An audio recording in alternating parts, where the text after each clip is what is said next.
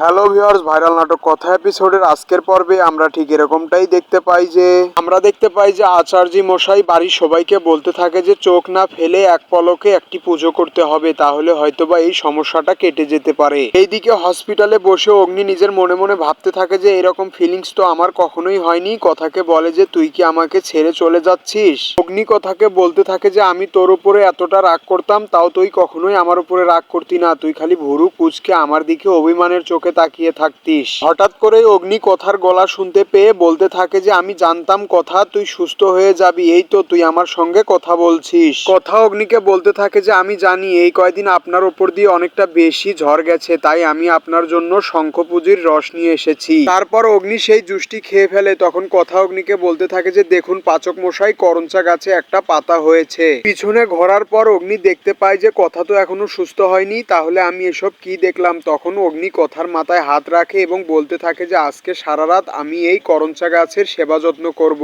এইদিকে বাড়িতে আচার্য মশাইয়ের কথা অনুযায়ী সবাই সেই পুজো পাঠে লেগে পড়ে। তো ভিউয়ার্স, এই ছিল আজকের ভাইরাল নাটক কথা এপিসোডের মূল পর্ব। ভিডিওটি ভালো লাগলে চ্যানেলটিকে সাবস্ক্রাইব করে রাখবেন। ধন্যবাদ।